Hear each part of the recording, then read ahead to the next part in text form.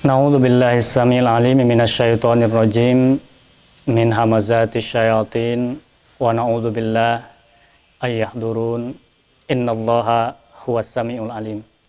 Assalamualaikum warahmatullahi wabarakatuh.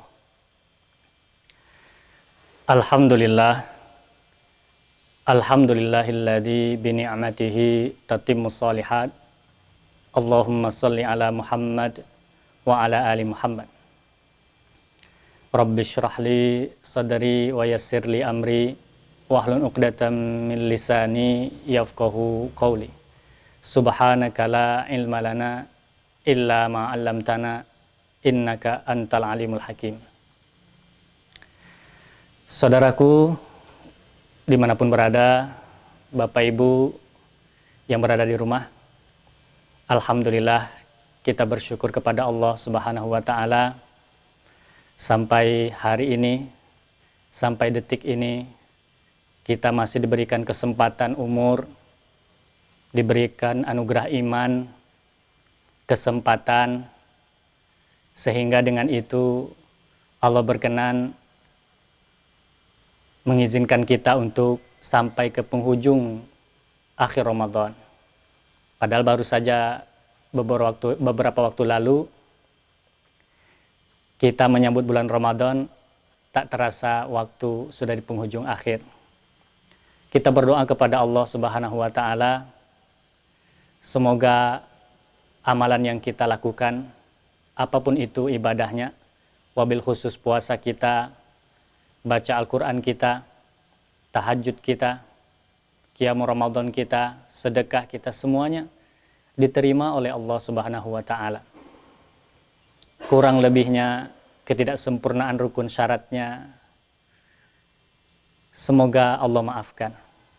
Dan kita bersyukur, semoga dengan bersyukur ini kita bisa memaksimalkan, memanfaatkan waktu tersisa ini, yang waktu sisa ini justru waktu yang paling utama, dan kita bisa i'tikaf di dalamnya, berharap mendapatkan Lailatul Qadar yang lebih baik daripada 1000 bulan. Bapak Ibu jamaah sekalian, apa sih sebenarnya yang kita harapkan di dunia ini? Apa sih sebenarnya yang kita dambakan dalam kita mengarungi kehidupan yang sebentar ini? Kalau kita berharap harta akan habis, tidak akan dibawa pulang. Kalau kita berharap tahta akan dipergilirkan, berat pertanggungjawabannya di sisi Allah Subhanahu wa Ta'ala. Kita berharap popularitas, sampai di mana keterkenalan manfaatnya untuk kita, paling hanya dipuji, dieluk-elukkan, setelah masanya tiba akan hilang di telan masa, tidak ada lagi yang menyebut-nyebut. Maka sebenarnya bagi kita orang beriman, orang yang meyakini akan ada perjumpaan dengan Tuhan, Allah SWT, maka yang patut dan layak tempat kita berharap hanyalah berjumpa dengan Allah SWT. Mengharapkan rahmat Allah SWT. Karena itu, sedikit akan kita bahas tentang roja. Kita sering dengar, sebenarnya ada dua istilah yang tidak bisa dipisahkan, yaitu khauf dan roja. Namun pada kesempatan ini, waktu yang singkat ini, terlebih dahulu kita akan sampaikan tentang roja.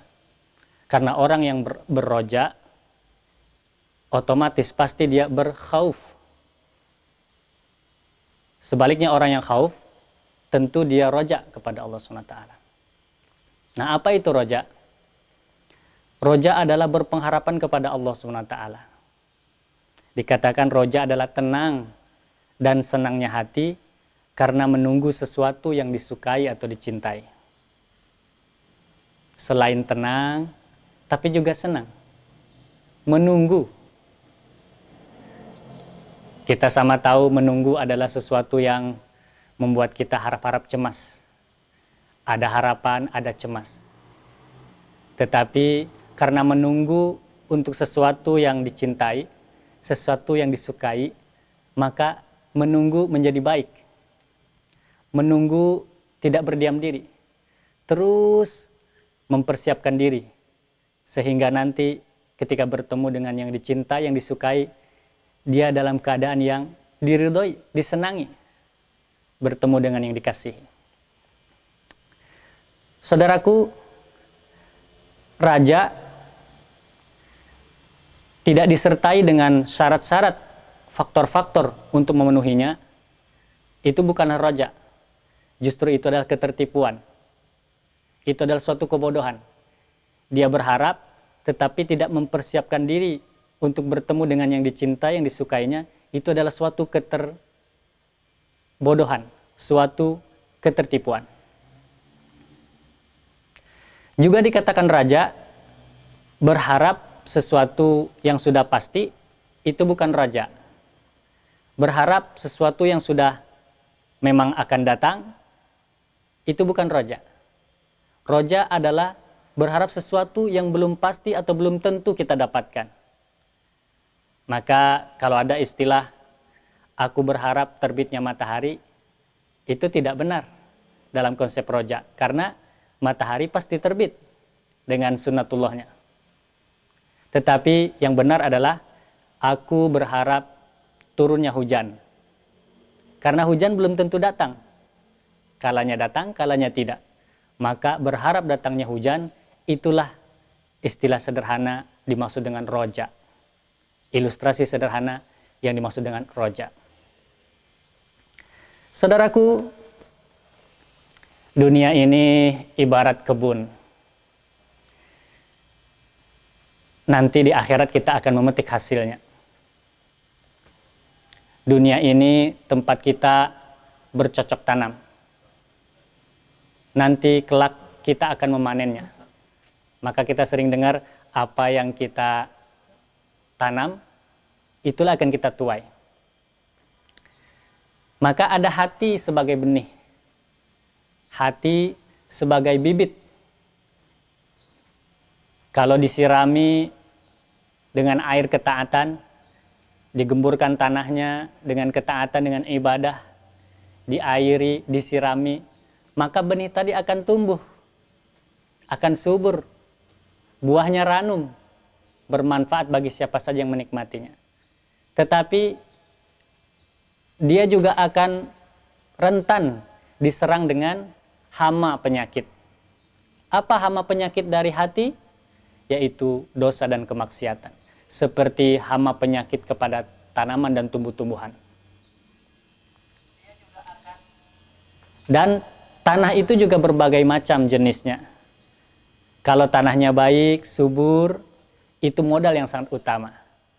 Tinggal dipupuki dengan iman, disirami dengan ketaatan, maka subhanallah akan tumbuh, subur, ranum, segar, menyegarkan. Tetapi adapun tanahnya subur, tetapi kalau tidak diberi pupuk, tidak disirami, juga akan lambat untuk tumbuh. Apalagi kalau tanahnya gersang, hatinya gersang, hatinya berpenyakit. Adapun iman yang datang tidak akan terlalu bermanfaat bagi hati yang sakit. Kolbun mayit, kolbun marid, apalagi kolbun mayit. Oleh karena itu, hati yang tenggelam dalam urusan dunia itu seperti tanah gersang.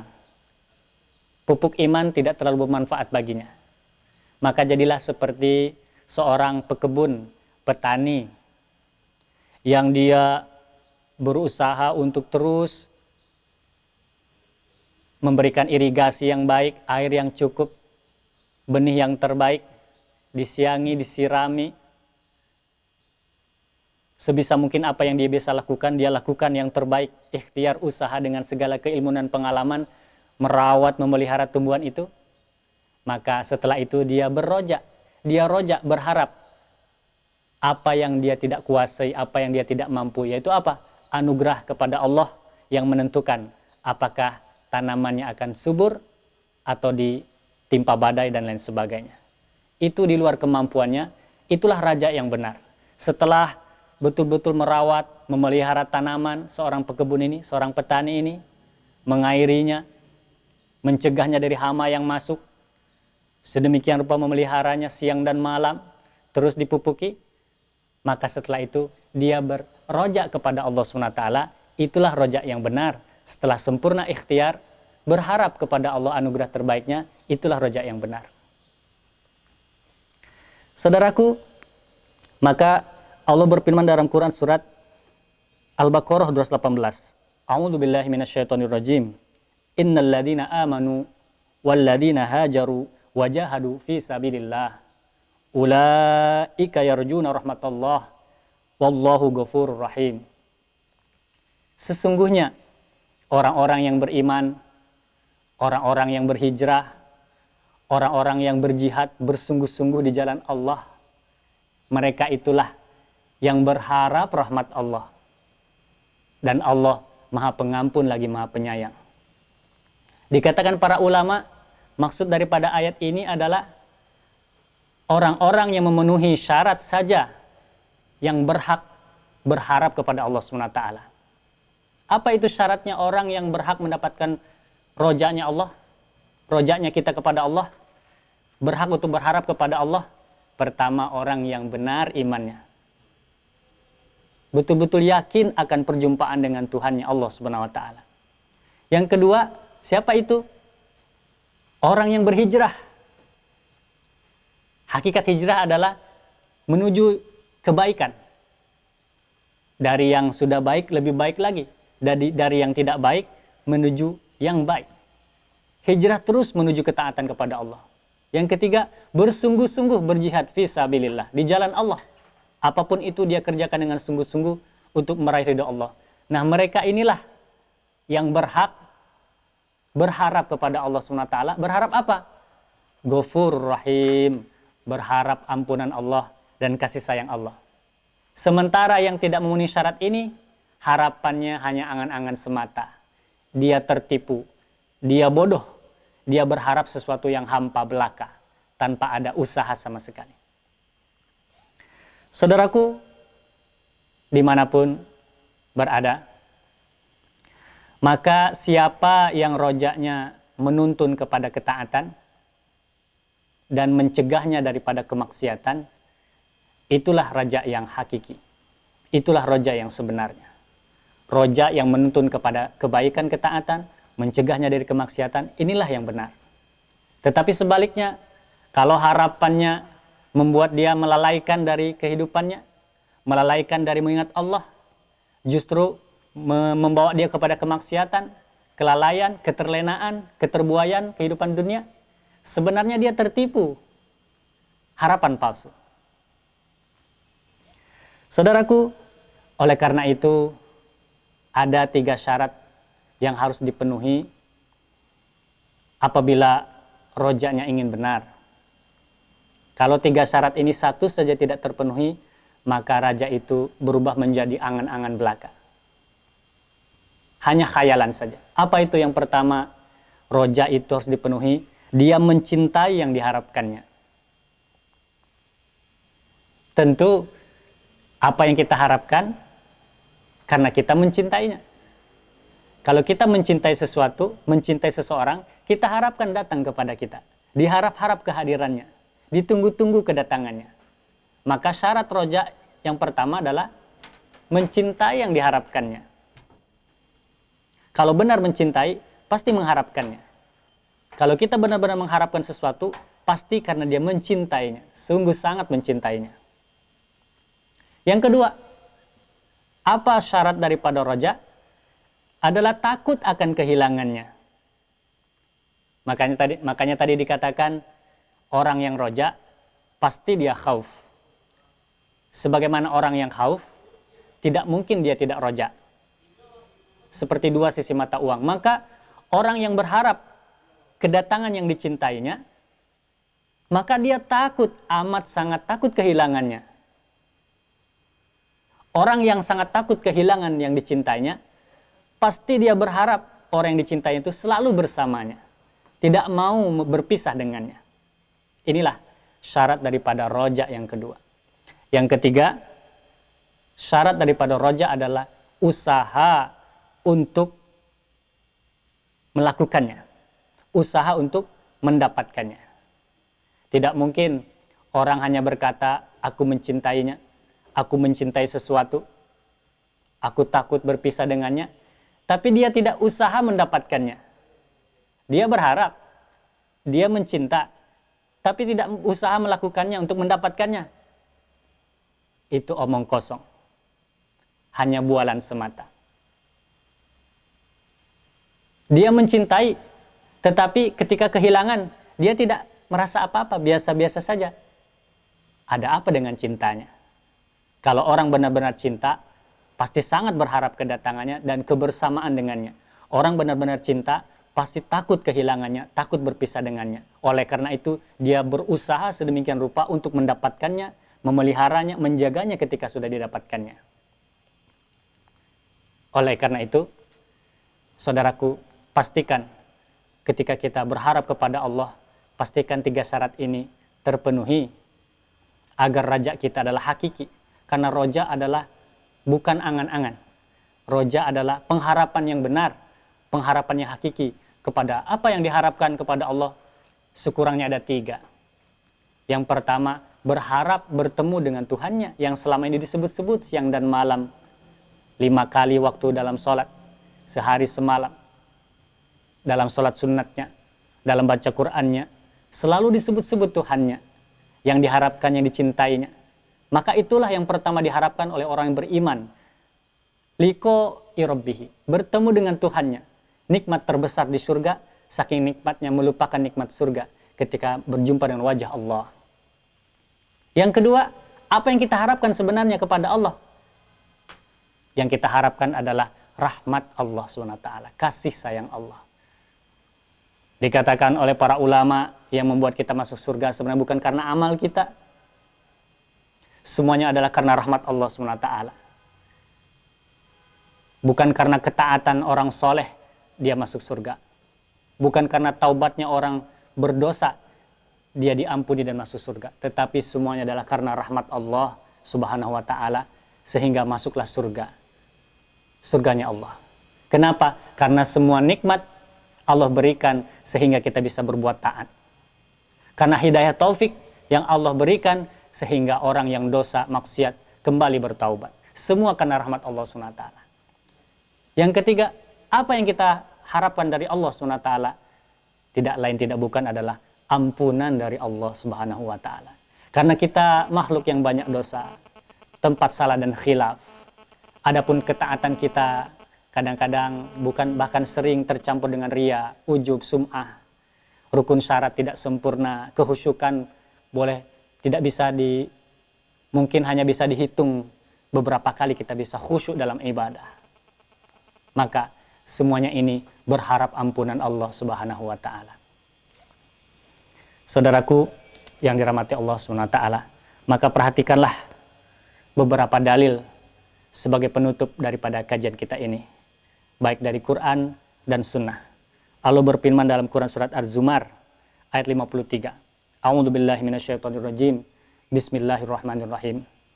Qul ya ibadiyalladzina asrafu ala anfusihim la taqnatu mir rahmatillah. Innallaha yaghfiru dzunuba jami'a. Innahu huwal ghafurur rahim. Katakanlah wahai hambaku yang telah melampaui batas kepada dirinya, menzolimi dirinya sendiri. Sudah dikasih nikmat bukan untuk taat malah untuk maksiat. Lupa berpulang kepada Allah. Terlalu banyak dosa dan maksiat, lupa mensyukuri, malah mengkufuri nikmat. Bagi siapa yang melampaui batas, apa kata Allah? La taqnatu mir rahmatillah. Jangan berputus asa dari rahmat Allah. Jangan berputus asa. Innallaha, sesungguhnya Allah yaghfiru dzunuba jami'a. Allah mengampuni semua dosa. Bahkan dalam ayat lain dikatakan la yai'asu mir rauhillah. Jangan berputus asa dari rahmat Allah. Karena yang berputus asa dari rahmat Allah adalah orang-orang kafir, orang munafik, orang musyrik, orang yang tidak meyakini Allah Maha Pengampun lagi Maha Rahim. Innahu huwal ghafurur rahim. Sesungguhnya Allah Maha Pengampun lagi Maha Penyayang. Saudaraku, hadis riwayat Bukhari nomor 426 dan Muslim 70 Juga diikuti hadis riwayat Bukhari 384 dan Muslim 68. Bahwa suatu ketika Umar bin Khattab berkisah bahwa didatangkan tawanan-tawanan perang di hadapan Rasulullah. Lalu di sela itu ada seorang perempuan yang menggapai-gapai anak bayi. Lalu ketika bayinya diberikan, dia peluk, dia cium, dia berikan susu. Lalu Rasulullah sampaikan kepada para sahabat, apakah ibu ini akan melemparkannya ke tengah api? Akankah dia akan lemparkan ke tengah api? Apa kata para sahabat? Wallahi tidak mungkin ya Rasulullah. Apa sabda Nabi? Allahu arhamu bi abdihil mu'min min hadi ala waladiha. Sesungguhnya Allah lebih mencintai, lebih menyayangi kepada hambanya yang mukmin melebihi daripada ibu-ibu tadi kepada anak yang dikasihi. Subhanallah. Seorang ibu tak bisa dihitung, tidak bisa terperi, tidak bisa terkira kasih sayangnya. Dikatakan kasih ibu kepada kita tak terhingga sepanjang masa, tak bisa dibalas dengan apapun itu. Seperti gambaran hadis tadi, begitu sayangnya, dipeluknya, diciumnya, dibelainya. Sungguh Allah lebih mencintai, menyayangi, mengasihi kita. Semoga kita termasuk orang beriman, melebihi daripada sayangnya ibu kepada anaknya tadi. Allahur Rahim, Allahur Rahman. Beruntung kita punya Tuhan Allah. Beruntung kita, bersyukur kita punya Allah yang Maha Rahim. Adakah kita bersyukur? Lalu hadis yang lain, innallaha kataba ala nafsihi binafsihi qabla an yakhluqal khalq.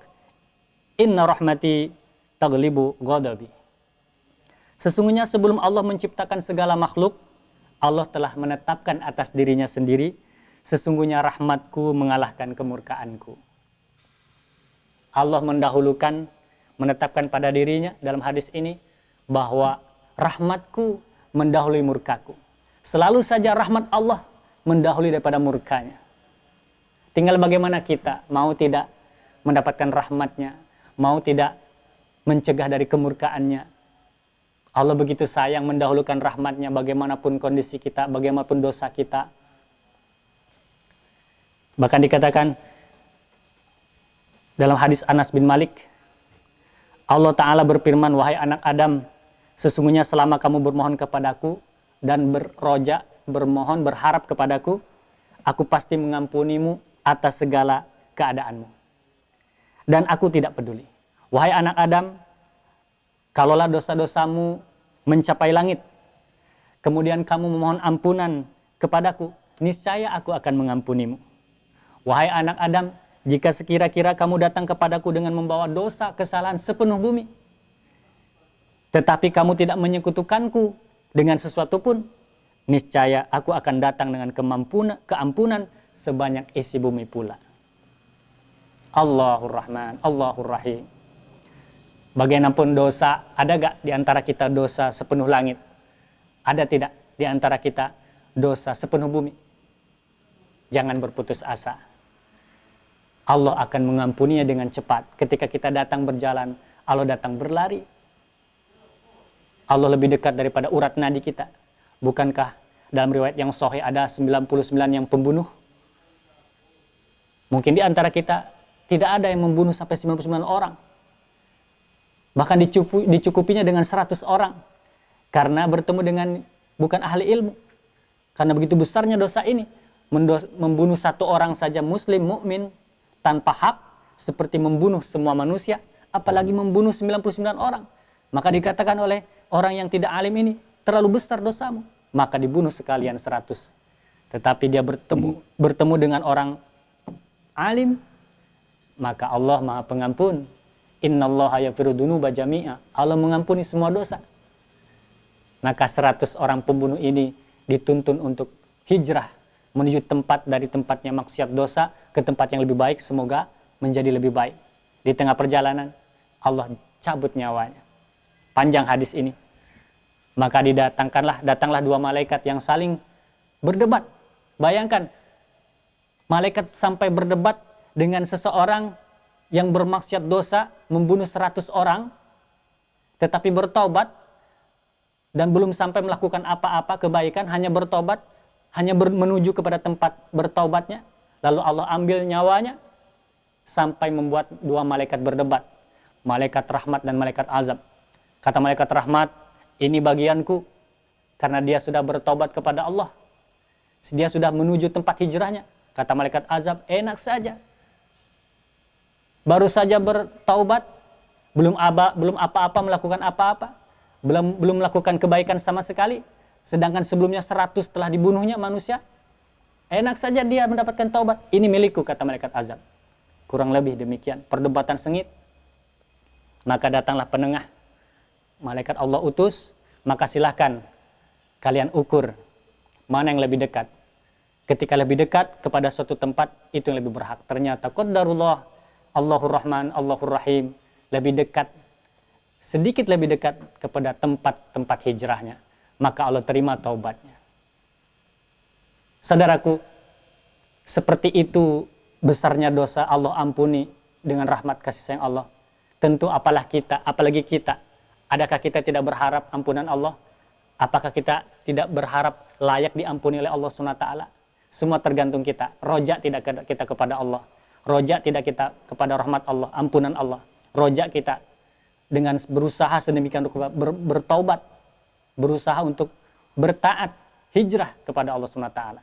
Apalagi ini bulan Ramadan, apalagi ini penghujung akhir Ramadan, kesempatan kita i'tikaf, bermuhasabah diri. 11 bulan sebelumnya kita mungkin asik masuk dengan kehidupan dunia, lalai, terlena, terbuai, taat sedikit, dosa begitu banyak. Kesempatan kita untuk berholwat dengan Allah SWT, menyendiri, mengadu, curhat, bermohon rahmat kasih sayang Allah, meminta ampun atas segala dosanya. Semoga Allah rahmati, semoga Allah ridho kepada kita. Saudaraku yang dirahmati Allah SWT, terakhir athar daripada salafun saleh Yahya bin Mu'az. Beliau berkata, termasuk keterpedayaan terbesar adalah terus-menerus berbuat dosa sambil berharap maaf, tanpa ada penyesalan, mengharapkan dekat dengan Allah tanpa berbuat ketaatan, menunggu masa panen surga padahal menanam benih neraka, mengharap negeri orang-orang yang taat dengan berbagai kemaksiatan, menunggu balasan tanpa usaha, dan mengharap kepada Allah dengan kelalaian. Ini keterpedayaan yang terbesar. Maka disambung syairnya, baitnya, tarjun najata walam tasluk masalikaha inna safinata la tajri alal yabas. Berharap suatu kesuksesan, berharap selamat, tapi tanpa menjalani cara-caranya, akankah kapal itu berjalan di atas daratan? Subhanallah. Inilah nasihat untuk kita semua, saudaraku. Semoga kita semua benar-benar berharap hanya kepada Allah SWT. Tidak tertipu, tidak tergiur, tidak menggantungkan harapan kita kepada selain Allah. Karena Allah yang Maha Kuasa, Allah Tuhan kita. Allah mengampuni dosa-dosa kita, Allah merahmati kita semua. In uridu illal islah mastata'at. Wa ma taufiqi illa billah. Alaihi tawakkaltu wa ilaihi unib. Aku tidak bermaksud kecuali mendatangkan perbaikan selama aku masih berkesanggupan. Tidak ada taufik bagiku kecuali dari Allah. Kepadanya lah aku bertawakal dan kepadanya lah aku kembali. Quran Surat Hud ayat 88. Subhanakallahumma wa bihamdika asyhadu an la ilaha illa anta astaghfiruka wa atubu ilaik.